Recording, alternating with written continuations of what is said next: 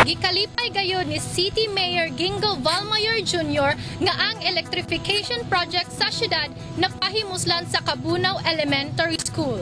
Kini maghatag og dugang nga paglambo sa mga kabataan kay ma-expose naman unya sila sa mga technology ug dili na sad lisod sa mga bata nga magtuon kay hayag naman ang palibot.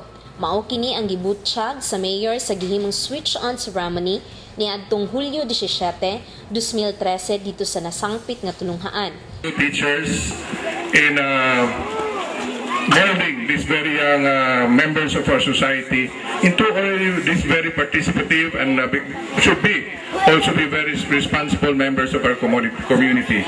San Carlos is also very happy that we were able to extend this project here at Kabunaw Elementary School for your electrification. Sila si City Mayor Valmayor ug si Vice Mayor Dr. Edgar Kisumbing ang ningpasiga sa suga diha sa gihimong switch-on ceremony. Ang maong proyekto gigastuhan sa lokal nga kagamhanan sa syudad sa San Carlos 193,000 pesos gikan sa lump sum appropriation calendar 2012 ubos sa SP Resolution number 12-338. Si Cynthia Di Mavivas, Schools Division Superintendent sa DepEd sa San Carlos, nga tumong usab kaayo nga may kuryente na ang Kabunaw Elementary School tungod kay ang DepEd adunay computerization program alang sa mga bata ug ang maong eskwelahan ilaha usab hatagan og mga computer. News.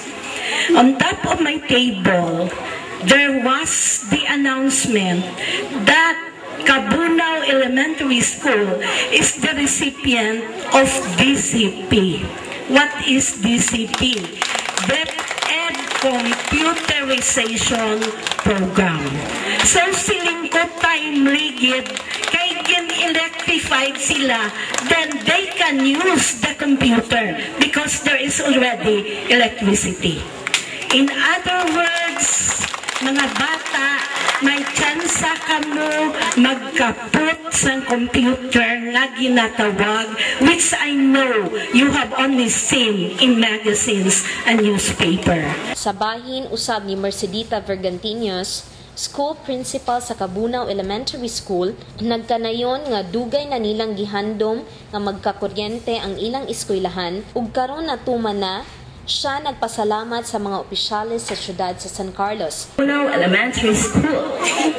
It is an impossible dream that we never expected to come true. Matud pa ni Mark Cui, ABC President ug punong barangay sa Palampas, nga ang electrification project sa mga sityo sa mga bukiran nga mga barangay nagsugod kang Congressman Jules Ledesma IV, diin ang sityo Kabunaw nahatagan og kuryente ug ang syudad usab ninggahin og salapi para mahatagan og kuryente ang Kabunaw Elementary School.